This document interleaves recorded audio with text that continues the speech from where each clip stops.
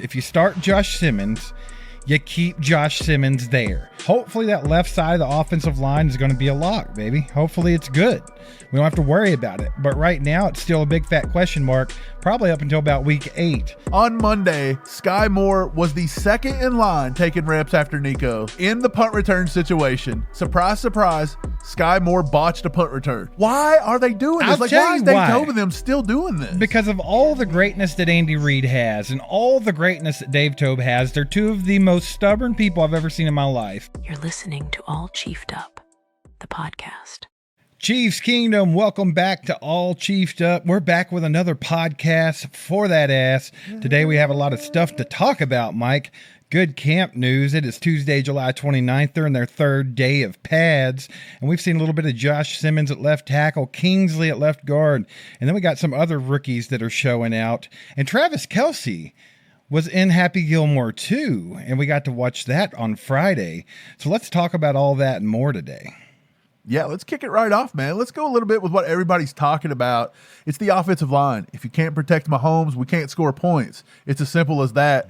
And everybody's really fired up, Steve. Horned up to the max, if you will, over one Joshua Simmons playing left tackle. There was a lot of one-on-one footage of him coming out versus Charles Omenihu on Sunday on the first day of practice. On the second day of practice, they had a lot of reps of him standing up corners on the edge, or I'm sorry, not corners, but defensive ends. He did get called for a holding penalty because he tackled a corner on a blitz, so I thought that was kind of funny.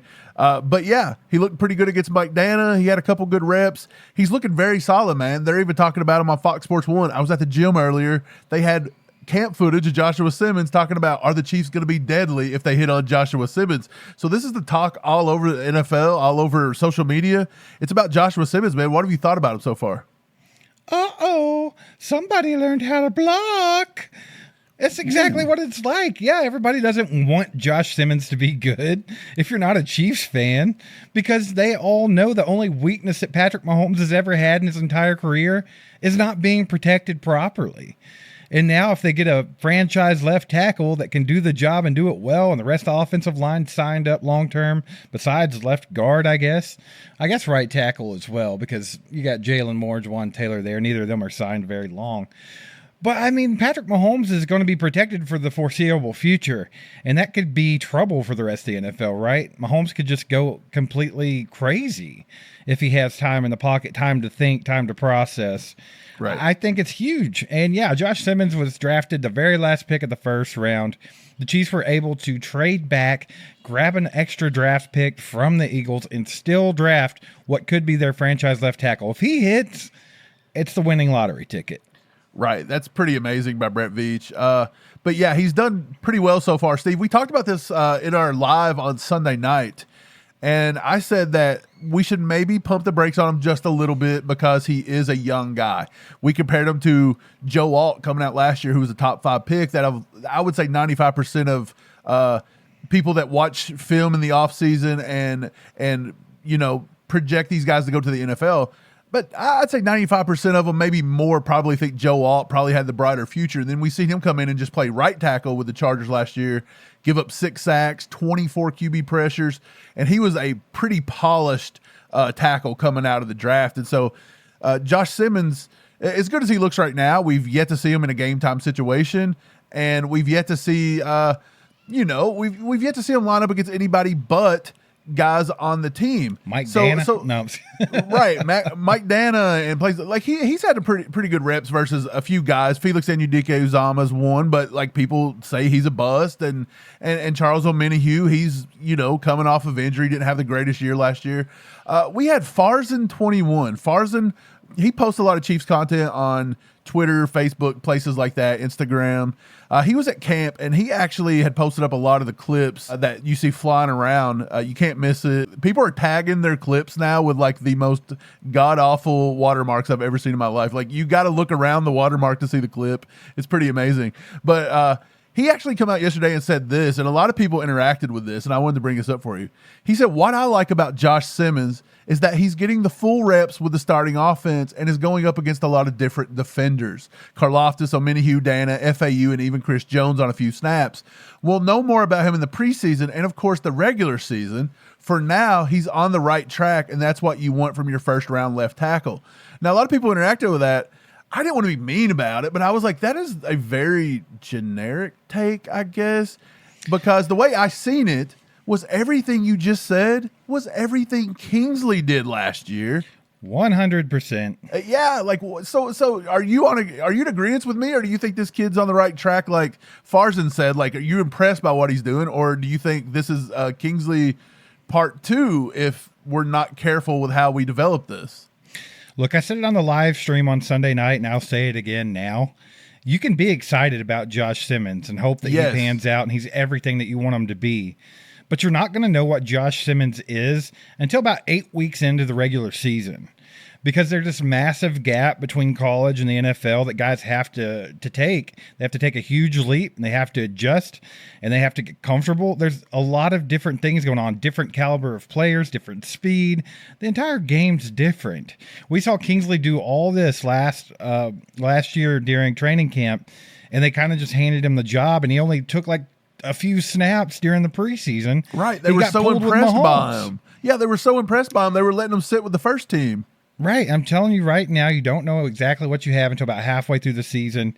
And then, I mean, it could be longer than that. Like you said with Joe Alt, he didn't have the most impressive rookie season over at right tackle with the Chargers. But that doesn't mean he's not going to be a dominant force going forward in football. It's the same way with Josh Simmons. I think you have to pump the brakes a little bit on just saying he's just crazy right now. Because what you're seeing is, you've seen 2 to 3 days of camp with pads on, right? It's nothing crazy. We know that he had really good tape coming out of college. We know he has good footwork. He's got good fundamentals. He's strong. He's all the things that you want him to be. But it doesn't mean anything until we see it on the football field and we see it produce, because he's got a lot of games coming up. If he gets that starting job, the very beginning of the season, he's going to be tested quick. And there's a good chance that he's going to get his ass kicked, much like Kingsley got his kicked by Trey Hendrickson last season. And here's what matters to me the most. If you start Josh Simmons, you keep Josh Simmons there. Do not pull him after 6 quarters of football and crush his confidence and just ruin that entire scenario, because I feel like they really did Kingsley dirty that way. Yeah, I totally agree with that one right there. If you're going to play him, you have to let him take his lumps. That's just the way it is. Going back to Alt, Steve, he was projected to play left tackle or right tackle. A lot of people thought he'd come in and play left tackle. There were tons of people in Chiefs Kingdom wanting to give up our entire draft to go in the top 5 and get this kid. We'll trade all of our draft picks to get Joe Alt. and look, you guys would have torched Joe Alt last year if he had to play right tackle. Pitchforks would be out. Right, if you would have played right tackle, like he struggled there. Put him at left tackle, he was struggling way more. It's that simple. So he wouldn't have survived a season in Kansas City, especially if you give up your entire draft to go get him, plus next year's draft and the draft after that to go from the last pick to the top 5. So that would have been a disaster. That just shows you, like, Veach. Everybody's a little smarter than the average blowhard out there that just kind of just says whatever, you know. But the armchair quarterbacks. Yeah. I will say this, though. Josh Simmons has looked good, and I'm not telling anybody to not be excited about it. He's got all the things that I feel like will translate to the NFL. I really do. But coming off of a season where he didn't even play the full season in college, so he's coming off of not even playing football now for over a year and a half possibly before he hits somebody. Going straight into the fire there. Right. And he does look good, and I do think he will develop. I just think we have to give him a little bit of time, and I want to see the coaches maybe start to put somebody else over there. I know that they got Jalen Moore, but he's primarily rotating at right tackle now with Jawan Taylor. And I think, Steve, that's given a lot of fans some false hope that Jawan Taylor's going to lose his job. And I don't see that coming. Well, that's just silly, right? And I think that actually Jawan Taylor being on the PUP list right now is kind of detrimental to the left tackle position in a way, because a lot of people's like, yeah, right. Well, starting out though, it was like you got Josh Simmons on the left, Jalen Moore on the right, and you're getting a good look at both guys and what they could do. But I think what you really want is just a really healthy, crazy competition at left tackle. Yeah, you want the left tackle. You want Juwan Taylor in there because he's going to be the starting right tackle, no matter what everybody's wet dream is of him not being it. He's going to be that. He's the best right tackle on the team and one of the best in the NFL. Just get over the penalty thing. I don't think it's going to be as bad this season. I think the NFL's kind of moving on from making an example of him because there's other guys that do the exact same things that don't get called for it, and it's starting to come to light. So I think they're going to lay off. So I really think that they just need a really good competition at left tackle. I want to see Josh Simmons. I want to see Jalen Moore there. And more than likely, if it's a really good battle and they're even, they're probably going to go with the young guy and just go ahead and get him in there and get his feet wet. It'd be my opinion. Yeah, I look, I believe it when I see it, when Juwan Taylor doesn't get unfairly called and flagged. And some of that's his fault too. So I'll believe it when I see it if the flags come down on that one.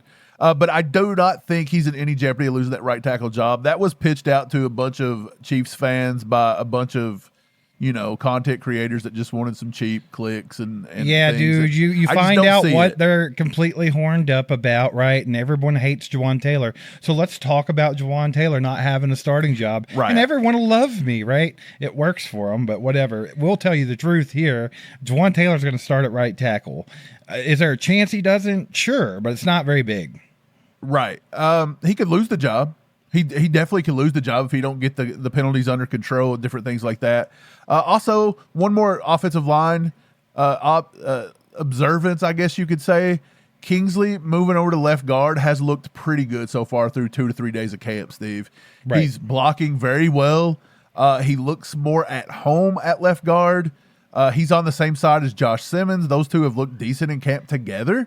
I think Kingsley could have a really good year at left guard, and I hope this translates over to actual preseason games as well, because again, even Kingsley, he looked good at left tackle last year before we got to the games, and then you see what happened. So hopefully this can hold up. Absolutely. It's the same thing as the Josh Simmons situation, right? We have to see what he does throughout the season and kind of get an idea of it. The good thing about right now is that he is looking comfortable in the position. It's a new position for him, but he's got to learn his assignments there. They got to get some chemistry down between him and Josh Simmons. And I think that's what is very important at the moment. So just getting Kingsley the reps, I think he'll be just fine at left guard, but we'll have to wait and see, just like with Josh Simmons. Hopefully that left side of the offensive line is going to be a lock, baby. Hopefully it's good. We don't have to worry about it. But right now it's still a big fat question mark, probably up until about week 8. So let's just roll with it, and I think we can be positive about it and hopeful. I'm okay with that because I do think both of the guys are very good athletes, very good offensive linemen, and I think they can do it. It's just going to take a little bit of time. Yeah, let's talk about another position that's kind of firing up the people, and that's wide receiver, man. We got a big wide receiver battle going on, and basically it's the late. We've talked about this over and over. It's the 6, it's the 7 6 spot, right? Yeah, yeah. It's whatever they decide to take. But Juju has actually looked really good. So I think I even said it, like I thought that if Juju struggled or he had some kind of a weird league injury throughout camp, that he could possibly be on the chopping block. But look, he's come in and he's played very, very well so far, and he shows no signs of having that injury. He looks healthy. He looks quick. Like he looks just as quick as Kelce does, and Kelce's kind of having a reemergence this season. So it looks like your top 4, top 5 is completely like just set. And then of course you've got Jalen Royals, who's actually, Mahomes is targeting him a lot in 11-on-11s. He looks like he's figured it out. And then all the way back to where before pads, Tyquan Thornton is starting to come on, Steve. He's even playing a lot of gunner on special teams. He's making big catch after big catch. He looks like he's pushing for a roster spot. What is going to happen at this wide receiver? Are they going to take 6 or 7? And is this finally what Chiefs fans have wanted? Like, you're finally going to squeeze Sky Moore off the roster. Is it going to happen? Yes, I think that all trends are pointing that way. I think it's very, very likely that he doesn't make the roster. Because right now, if I had to guess, I'm going to say they're going to go 6, and Nico Remigio is going to get the 6th spot just because of Dave Tobe. No matter how good Tyquan Thornton is or how good even Sky Moore is at camp, because everyone already knows what they have with him, And then these other guys, I don't think it matters. I think Dave Tobe always gets some kind of a say in it, and I think he's going to go with Nico Remigio. He made that very clear in his presser, right? That he's the number one punt returner, and he's great and all this stuff. So I don't think it really matters. I think that's what they're going to do. I think that Jalen Royals is going to be your 5th, and then 6th is probably going to be Nico. We'll see, though. There's a chance that one of these other guys can squeeze in. I think Tyquan Thornton has been great, and I would love to see him make the 53-man roster, especially if he looks good in preseason. Because if you have another weapon for Patrick Mahomes, then I want it. And Tyquan Thornton offers you a lot of different things that the other guys on the roster do not offer. And he's also a second-round draft pick that just hasn't had a chance to play all that much yet. I mean, I'm not saying he didn't get snaps, but he was playing with an ass team, with freaking Mac Jones throwing him the football. So I would like to see what he can do in this offense. But I really do think that Dave Tope's going to have that last call there. And right now, I think Nico's kind of has it by the balls. It just really depends on how good can Tyquan Thornton be in preseason or something like that. Enough to make Andy Reid step in and be like, we need this guy on the roster. Right. He's rotating with the first team. Nico's had a few first-team snaps as well. I've noticed that Elijah Badger, a lot of people liked him. He actually on Monday had a pretty nice one-on-one rep that was making the rounds on X. He was lined up one-on-one versus Melvin Smith, the old mule rider, baby. And he torched him deep, but he made a great catch. It was kind of a ball that was just thrown way out in front of him. He got under it. He tracked it. Nice little catch there. But I still feel like Elijah Badger, as much as people was wanting to put him on the roster, I still think he's a practice squad stash. I just think that's what he's going to end up being. Even if you take 7, like you said, I think Nico's that 6 right now. Tyquan Thornton's pretty much got a lock on the 7, I would think. Sky Moore is the one fighting him, and a lot of people don't like Sky Moore. And again, I'm going to just blame – we said this from the beginning. Dave Tobe ruined Sky Moore. This has turned into a Dave Tobe bashing session. Right. But I promise I don't dislike Dave Tobe. No, I promise. I don't either. But he just miscalculated the Sky Moore thing. Yeah, that was And you want to bad. know what's funny? On Monday, Sky Moore was the second in line taking reps after Nico in the punt return situation. Still, Sky Moore, he was taking them before Xavier Worthy to end practice. So Worthy was getting 3s. He was getting 2s. Surprise, surprise, Sky Moore botched a punt return. Why are they still He's trying not a this? punt returner. He's never been one. Why are they doing this? I'll Like, tell why is you Dave why. Tobe and them still doing this? Because of all the greatness that Andy Reid has and all the greatness that Dave Tobe has, they're two of the most stubborn people I've ever seen in my life. Good and when they God. made a decision 3 years ago to have this guy that had never returned punts in his entire football career to return punts at the highest level in the NFL, yeah. it didn't matter that he sucked because they already made that decision and they're going to stick with it because they know best, right? Like, they're never going to admit, like, hey, this was a terrible idea. Get him off the field. Let's not do that. They're going to continue to do it. Steve, we're taking a stand on this. We're going against Andy and we're going against Dave I Tobe. think if you put Sky Moore out there as a punt returner, you are literally trying to kill this guy's career. Look, Steve, people are going to tell us, you guys think you're smarter than Dave Tobe and Andy. Those are Hall of Fame head coaches. You want to know? Okay, if you think that, you get in the comments and you defend yourself that Sky Moore should be a punt returner. After everything we've seen, please tell us we're wrong. I'd love to see it. But let's move on a little bit. Tired of talking about Sky Moore. Hopefully that doesn't have to happen anymore after this offseason. I want to talk about Jalen Royals a little bit Yeah, more. let's talk about Royals a little bit. Go ahead. Like, Jalen Royals, I think, could be a massive spark for this team. Jalen Royals also, to me, might be like an insurance plan, too, if they can't get Rashee Rice re-signed or something like that. If they can't get him long-term. Or maybe if he slap nuts out and gets in more trouble, something like that. I think you got Jalen Royals there. And like you said, he's kind of fallen into the offense and learning it pretty quick. It looks like he's got some chemistry with Patrick Mahomes, as much as we can tell so far. Patrick's been hitting him a little bit here and there. So I do love the fact that we were able to get him in the 4th round of the draft. Is absolutely insane because this kid was like a 2nd round pick to me. He was a top 5 or 6 wide receiver on my big board. I just like what he offers. I like what he offers after the catch. And I think that's what the Chiefs need to get back to. Obviously, they need to get back to being able to hit that deep shot occasionally. But I think more importantly, they have got to get the ball into the hands of playmakers. That's something they've not been good at in the last 2 years. I don't care if it's quick passes. That's what Andy's known for anyway, the West Coast offense. Get the ball out quick. Short passes, let guys work. If that's what we have to do to get back to an offense that can then hit the ball deep or at least run the ball a little bit, then that's what we need to do. We've got to get the ball in the hands of our playmakers quick, and I think that Jalen Royals is the perfect guy to do that with. Yeah, it feels like we abandon the run a lot, and the way we open up the deep pass is the short pass. That's almost how it feels like Andy runs things. So they've got to get back to doing it. You can't scrap every bit of it because then your offense gets really stagnant. But hopefully he can do that. And then a little bit more about, and I'll include him in the wide receivers, Brashard Smith. So far he's been lining up at the slot. Yeah. He's been going out on the edge. He's been doing really well catching the ball in the backfield. I think he's finding himself a role in this offense.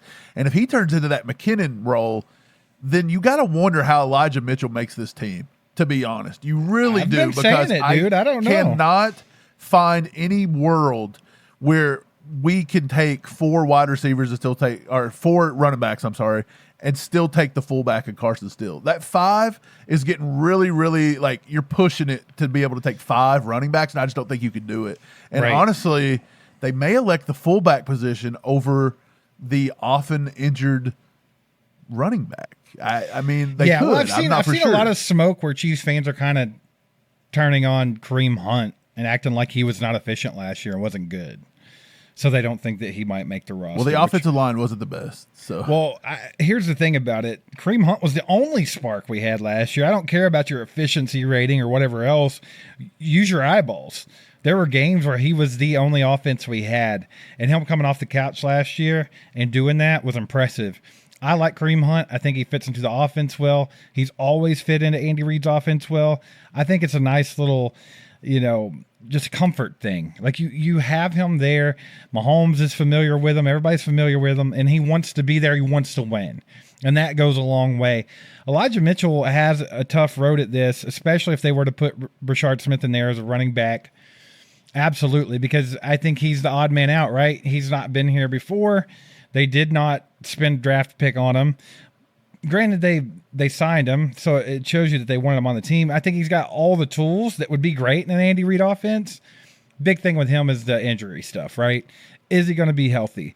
To me, I think if you kind of step back from it and you look at the entire running back room and even the wide receiver room or tight ends or however you have to mix and match that to get the roster down to 53, I think what you think about is what's more important to the team.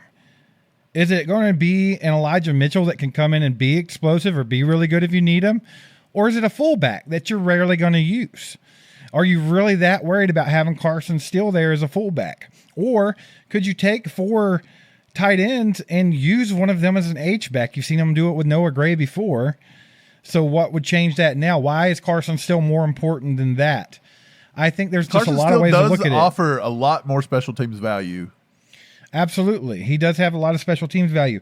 I'm not dogging Carson Steele. I like Carson Steele as a player. I think that Carson Steele's biggest weakness was why he got sit last year and you didn't see any of them after the beginning of the season. It's his ability to pick up blitzes and pick up his blocks. He got Patrick Mahomes hit entirely too many times last year. Wasn't not even in the right place at the right time. It had nothing. I think it had a little bit to do with the fumbles, but not to the magnitude of people thought. I think the reason why he got benched last year is because he could not protect the quarterback. So what good is a fullback or Carson Steele in general if he can't protect the quarterback? So I think that's the big key for him to making the roster and being a piece on this offense. Right. Let's talk about injuries a little bit. We've had a few show up so far. The PUP list was hot right off the rip with Jawan Taylor. We had Christian Fulton. We see now that Taylor's got back. Fulton is still recovering from an offseason cleanup on the knee. He's yet to come back into pads. We haven't really seen him all offseason, so we still don't know what we have right there. And that's wild because we're still seeing Najee Johnson getting first-team reps, second-team reps, and just a day he got torched by Rashee Rice up the sideline. It's Najee? just constant. Never. Yeah, exactly. It's like, come on, like this kid, but I just don't think he's going to be it at corner. He's not it. Like, we have to stop the experiment at some point, and so we have to see what we got with Christian Fulton. And then another guy was a big-time name all the way through this time with a lot of hype behind him is Jake Briningstool, Steve. He's not played any with, I want to say it's a hammy is what he's dealing with right now, so he's not been in the first 2 days of pads, and I think that he's losing some valuable time because even if the Chiefs take 4, Steve, people are forgetting that one of the biggest guys in camp that's had some of the best days in camp has been Robert Tonyan. Like, he's proved he's been in the league.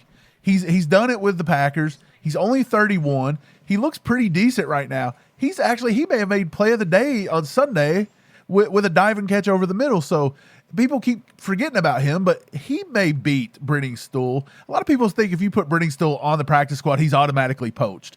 We all fall in love with these players so much that we automatically think if we put anybody on the practice squad, they're getting poached. I remember people saying that about Justin Ross last year. They've said it time and time again, and guess what? They don't get poached. They just don't.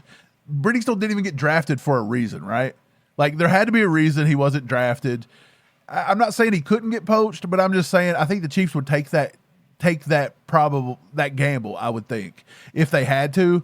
And I don't even think they're going to take 4. I don't even know if they can take 4. It looks like Wiley might be that number 3, although it looks like Wiley's not 100% back from the injury. There's been multiple people watch him at practice and saying they don't know if he's healthy or not. You can't tell on any given play. So what do you think about that situation? I think if he wasn't healthy, he wouldn't be out there. I don't think that they'd be pushing it. There's no reason to. He's a tight end 3. So I think he's probably fine, right? It's just how does he bounce back from the injury mentally, I think is a big thing, right? I think if people's going to favor that knee a little bit, he's got to get out of his head, get comfortable, all of that. As far as Jake Briningstool, I know there were 3 or 4 teams after him as a UDFA. So there could be another team try to swing in there and get him. But at the same time, like you said, they had 7 opportunities to draft him and did not do it, every team. So at the same time, it's not like he's automatically out of here if he doesn't make the roster. Robert Tonyan, he's an intriguing guy, right? Because there was a year with the Green Bay Packers where they were so horny over him, they all passed out from blood loss to the brain. They thought he was better than Travis Kelce. They would literally get in every chat on the internet and talk about Robert Tonyan being better than Travis Kelce. He was the best tight end in football. It was with Aaron Rodgers, and he had a good year. He had a great year, really, but he wasn't freaking Travis Kelce, and he's never going to be Travis Kelce.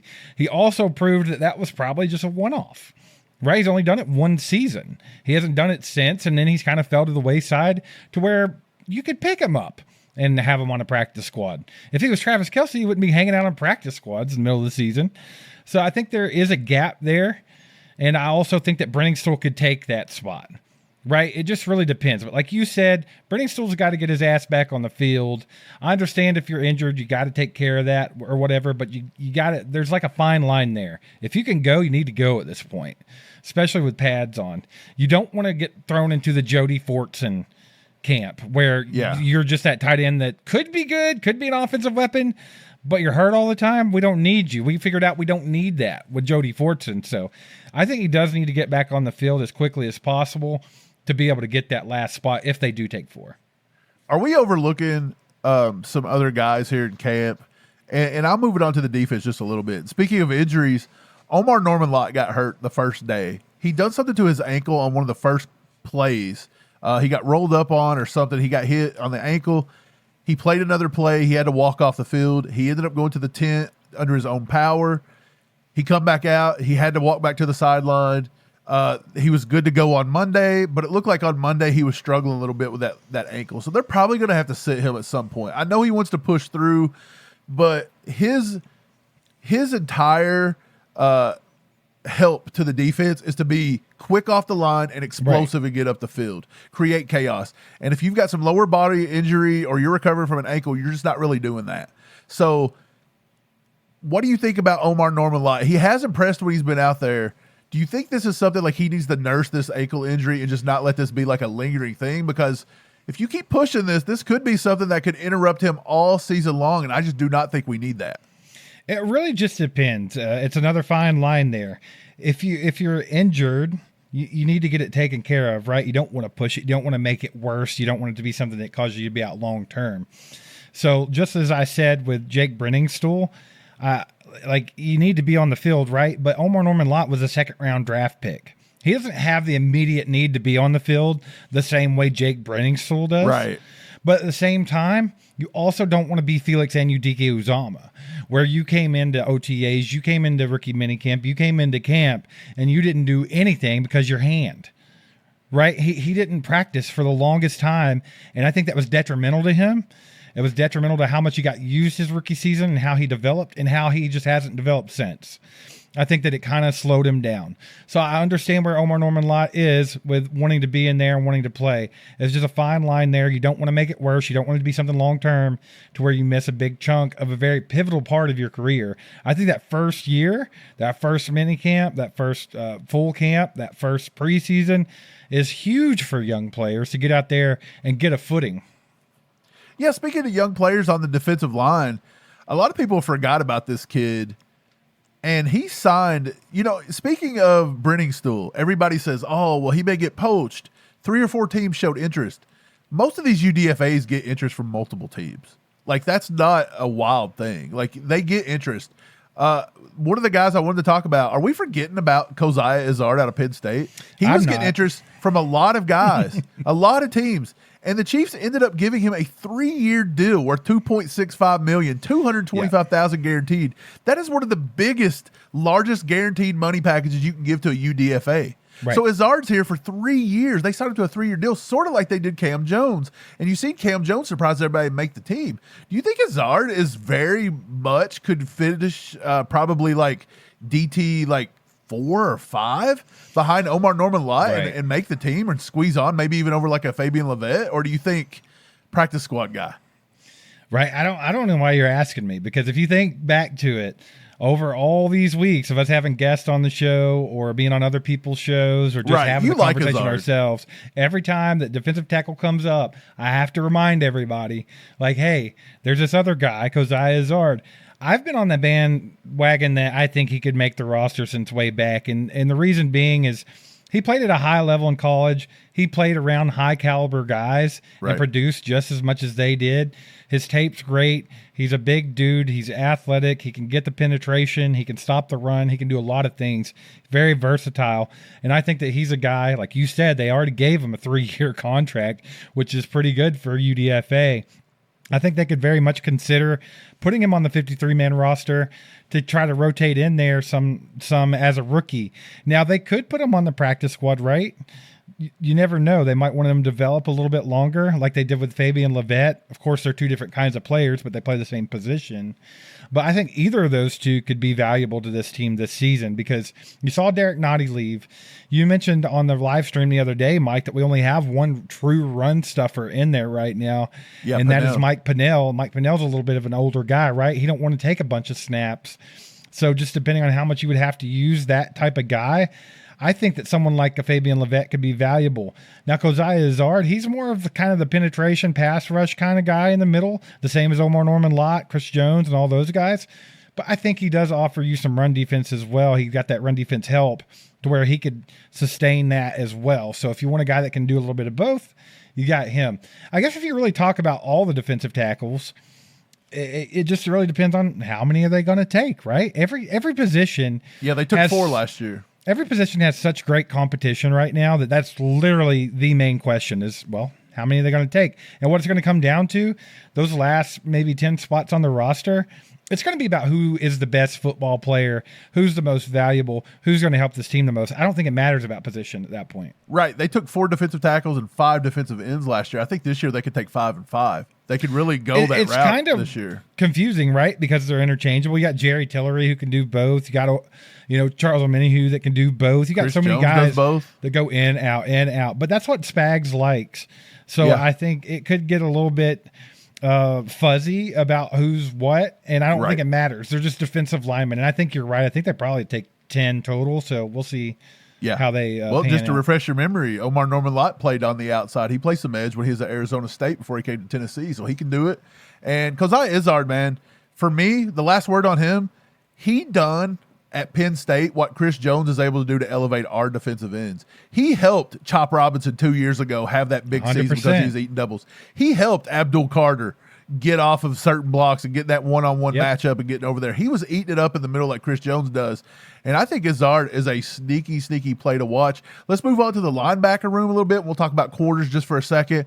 But the linebacker, Steve, we've seen one of the most athletic interceptions I've ever seen in my life on Monday. Leo Chanel come up over the middle, jumped in the air, looked like Superman, tips the ball to himself, makes a dive and play, picks off Mahomes in 11-on-11, Steve. Is this the year we're finally going to see Leo in a contract year start getting a little more playing time? And also, the Chiefs took, I want to say, 5 linebackers last year. Spags has been here since 2019. 3 times now.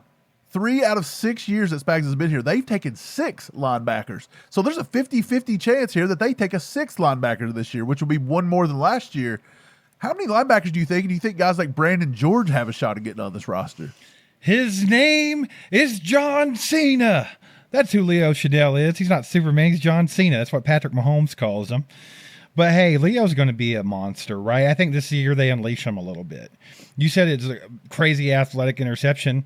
Well, that's what Leo is. He's an insane athlete. A 9.99 RAS score is absolutely crazy. And you mentioned another guy that is right there with him, Brandon George. He had a 9.98 RAS score, I believe. They're 2 of the most athletic linebackers to ever come into the NFL out of the draft, as long as they've been doing that kind of relative athletic score. They're at the top, man. Both guys could really contribute. I think they could take 6 linebackers this season. Like you said, Spags has done it a few times. Now, someone like Brandon George, it would be hard for him to see the field on defensive snaps, but he's going to be a special teams beast. And then you could also use him out there if you had to. Same with Jeffrey Bossa. Jeffrey Bossa's probably not going to see a whole lot of defensive snaps this season. You're going to see a lot of special teams. But if you had to put them out there, you're not going to be scared to put them out there. Right. They both can defend the pass, which is something that the Chiefs have had a little bit of trouble with linebackers. Not as much as people think, because I think Nick Bolton and Leo Chanel both scored higher in pass defending than people thought. Drew Tranquill can also do that too. He's just like Jeffrey Bossa, converted safety to linebacker. So I do think that they fit into the scheme well, both of those guys. And then, of course, like you said, you still got Cam Jones, Jack Cochran, Cole Christensen, all these random guys they'll always put on the roster. So it's going to be very interesting to watch. But, I mean, if you just look at the top part, and you're going to have your starters there, right, which is Nick Bolton, Drew Tranquill, and Leo Chanel. I do want to see a lot more Leo Chanel this year. And we mentioned the defensive line, that pass rush. I would love to see them do what they did just a little bit with Leo Chanel last year and get him on the edge. I wish that I could see Leo coming off that edge a lot more this season, because he's just an insane athlete. He's a lot for a tackle to try to handle. He's very fast, and he can get to the quarterback in a hurry.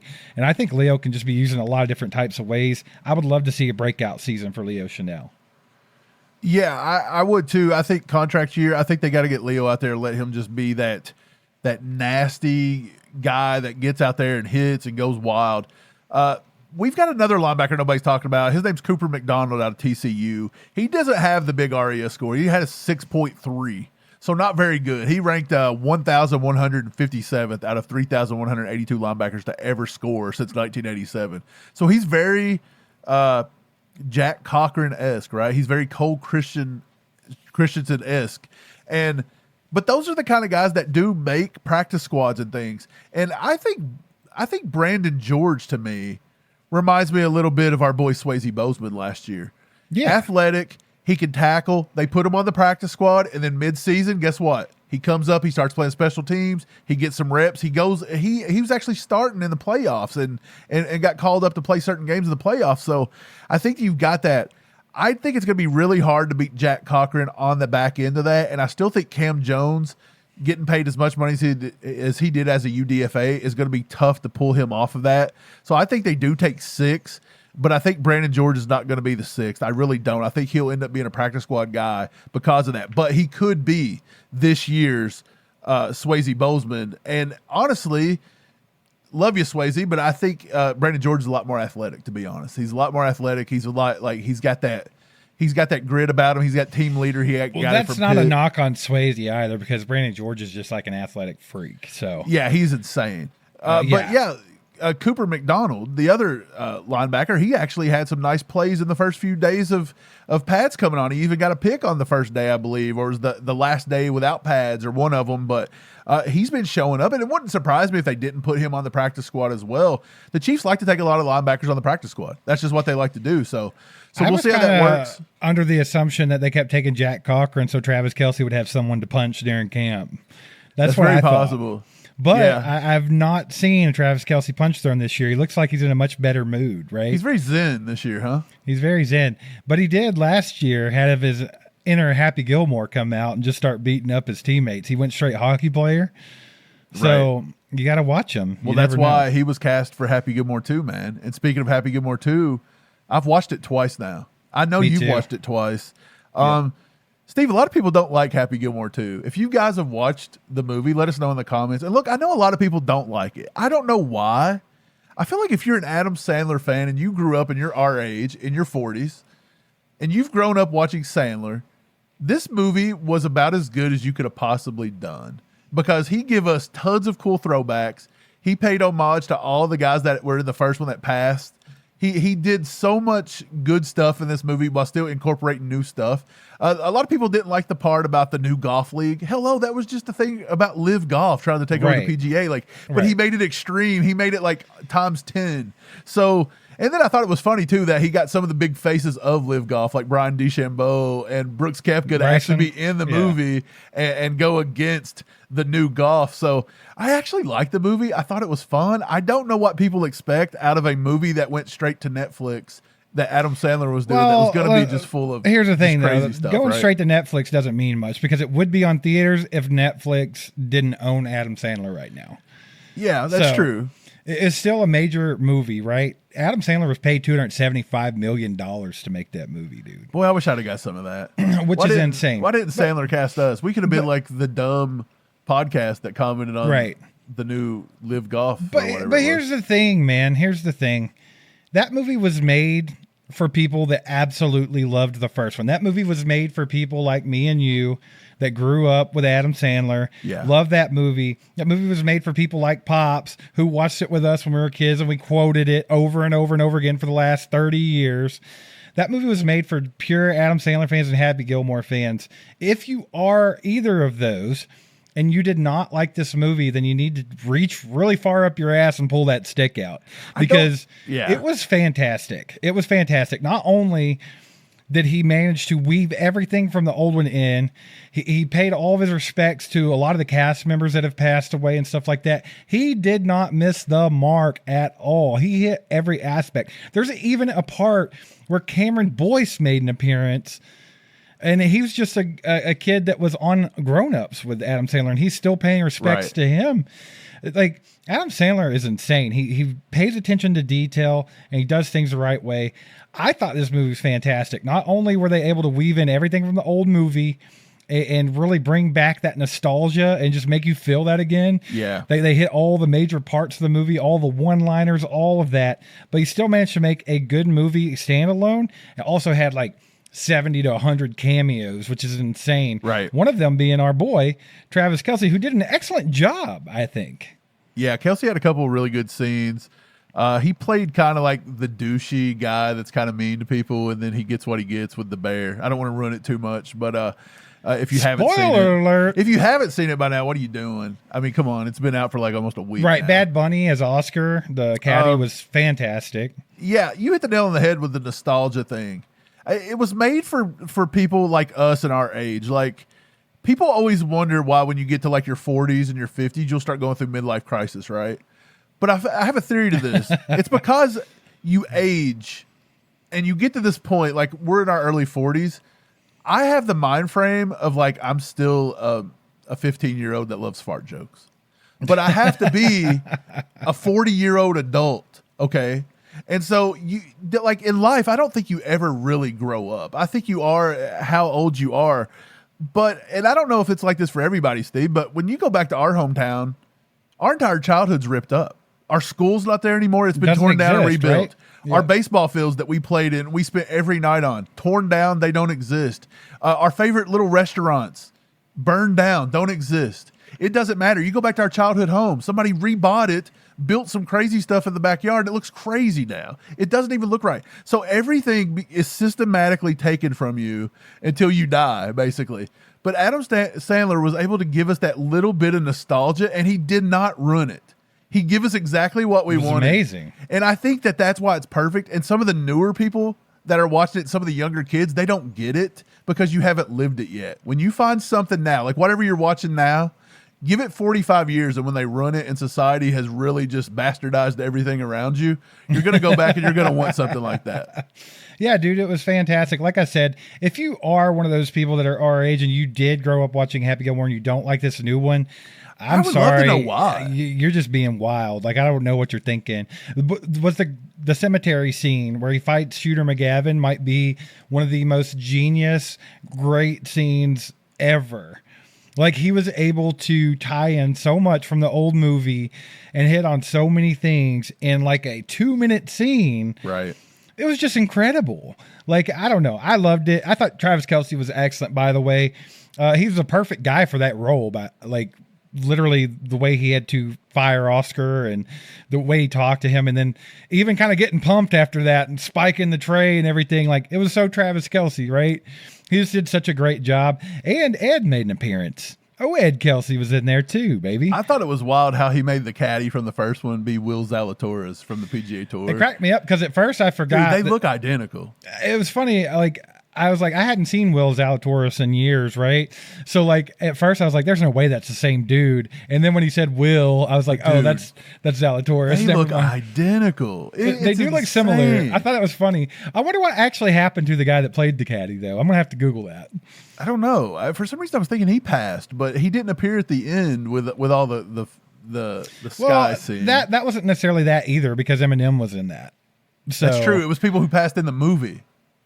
Because that's what they did. So like Chubbs was in the first one, right? And it just so happened that 4 out of those 5 had passed in real life too. What do you think about the NBA player that come in and played the guy with the nail in his head? Son? Perfect. Dude. What's his name? Drago. I can't remember. Something of Vitch. That was so good. And then even the ending scene where they kind of took the same ending scene from the old movie, but they just kind of switched it up with Ben Stiller.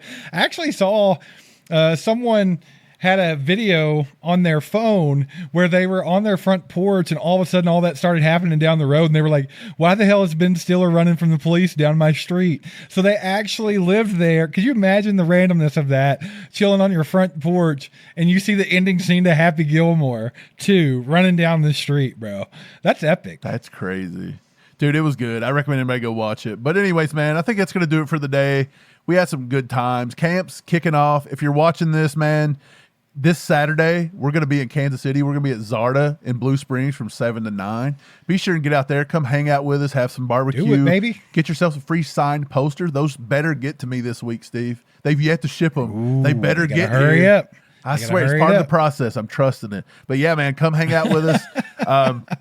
And then we got 12 days away, we play the Arizona Cardinals' first preseason game. It's wild. It's coming fast and furious, baby. It's football season, ladies and gentlemen. Get horny. Let's go. Yeah, I'm excited. Wild. Hey, but yeah, come out to the Chew with the Crew at Zarda, August 2nd, 7 to 9 p.m. Central Standard Time, and hang out with your boys. Get yourself a signed poster if they come in, and all that fun stuff. Get yourself some burnt ends. Have a good time. Meet everybody, all the crew from YouTube, all those guys. They'll be there. It'll be fun. Come hang out.